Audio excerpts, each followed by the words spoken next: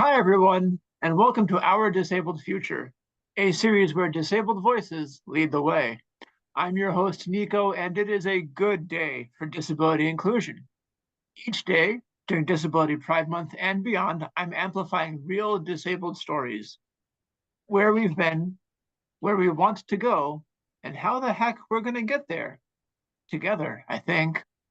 Anyway, today I'm thrilled to be joined by my guest, Cazoshay. Let's dive in. Hi, Cazoshay. Thank you for joining me. Hi, Nico. Thank you so much for having me. Of course. Tell us about yourself and about your disabled life. Okay, so I'm originally from Anchorage, Alaska. I currently am based in Arizona.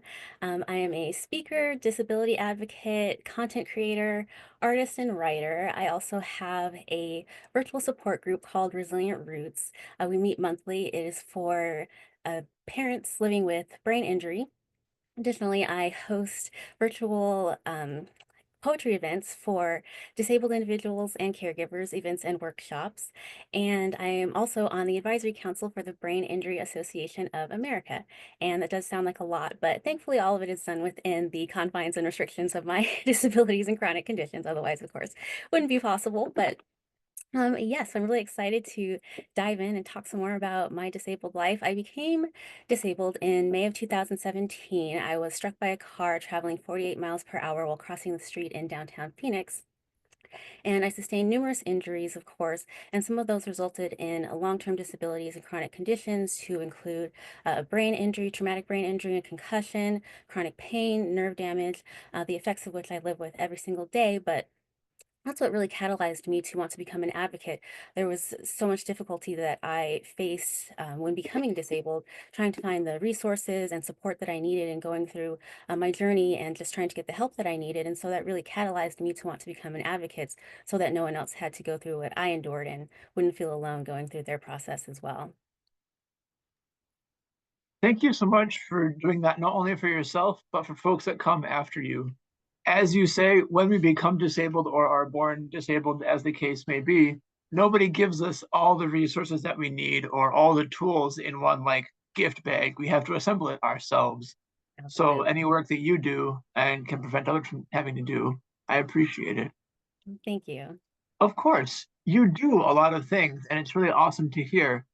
But what does a disability friendly future look like for you? Oh, goodness. For me, uh, that kind of a future would look like a future where we wouldn't have to always be thinking about the fact that we're disabled. Um, the fact remains that I'm going to have my disability regardless to what the situation is, whatever accommodations are available to me. I'm always going to have my traumatic brain injury, whether there's a sensory quiet room available or whatever the case may be. I'm always going to have that disability. But that being said, I think that a lot more progress could be done for disabled individuals to not constantly have to be thinking of the ways that we're not included and the ways that we have to try to figure out on our own how to just exist in everyday situations, even. For me, it would be a future that is a lot more empathetic and understanding for disabled individuals, where we wouldn't be facing the kind of ignorance, particularly I feel like living with a non-apparent disability, even when people find out that I have a disability, it's kind of, brushed aside or made to feel like, it's not as serious as I'm making it out to be. And I find that that's the case even with individuals having apparent disabilities, and that should not be the case. I would love to see a future where everyone is included and everyone's different ways of thinking and being and existing is just considered in the equation. It shouldn't be even just very basic things. I can tell a story. One day I was going to the gas station to pump my gas, and I saw an elderly individual. He was in a motorized wheelchair, and he came up to the front of the gas station, the actual store. And he was just sitting there for a moment and, having a brain injury, it takes me a second to kind of catch on to things sometimes. But um, I realized that he couldn't actually get inside the building. The door was not, it wasn't an automatic door, and he couldn't open the door himself from his wheelchair, which is absolutely unacceptable. So he just sat there for a moment until someone else came up behind him to open the door for him. That's not only a human rights issue, it's a safety issue. If there was an emergency or he needed help, there was no way that he would have been able to get in or out of the building on his own. So I would love to see a future where those sort of things don't happen. I love that. You speak about a future where we don't have access barriers, where we have wider acceptance for different body types, action types, thinking types. Mhm. That's remarkable. So let's dive a little deeper into it. What specific strategies or skills do we need to build? Do we need to introduce legislation? How do we build that future specifically? What do you think? So I think honestly, the first step is an attitude change. As a country, as individuals, we need to be open to listening because it's understandable that if you don't have the condition yourself, you may not understand everything that it entails. However, that's not an excuse to not try and not to listen when individuals and the information is readily available to us all in this day and age. So I think it starts there with the empathy and the listening and being open to hearing the different perspectives of the spectrum of disabilities and chronic conditions. But I would say definitely a huge part of it is from the top to the bottom, that it does need to start with the legislation within our government, that they really prioritize disabled voices across the spectrum, again, not just from one type of disability or another, but to hear the voices. And I absolutely believe in the slogan of the original disability movement, nothing about us without us, to include our voices and not just assume what we may need or what may be the best option or route to go about doing it. So I do think it absolutely begins with not only that listening, but definitely the legislation and just the public making it a priority to understand um, that it's not something that needs to be looking for the words. It's not asking for special treatment in any way, shape, or form. It's just asking to be included. And I mean, disabled people are amazing. We are so creative and so awesome. So when we are included in not just, the disability conversation, but in every conversation, it's just that much better because we're a part of it. So I would say all of that would be an important part of the strategy going forward. That's great. Thank you. Let's work to build that future together. Yes. All right, Cazoshay.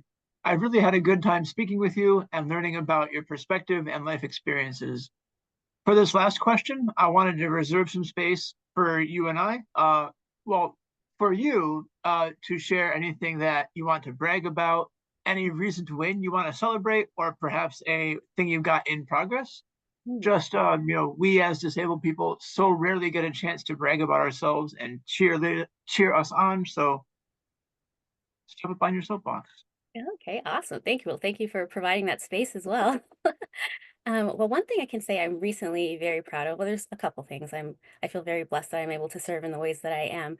But in March for Brain Injury Awareness Month, I helped to plan the Brain Injury Association of America's National Conference and Awareness Day, where we traveled to DC to speak with our legislators about the key initiatives that affect the brain injury community. So I was really happy to be able to not just have my voice be heard, but to help amplify the voices of other caregivers and survivors within the brain injury community.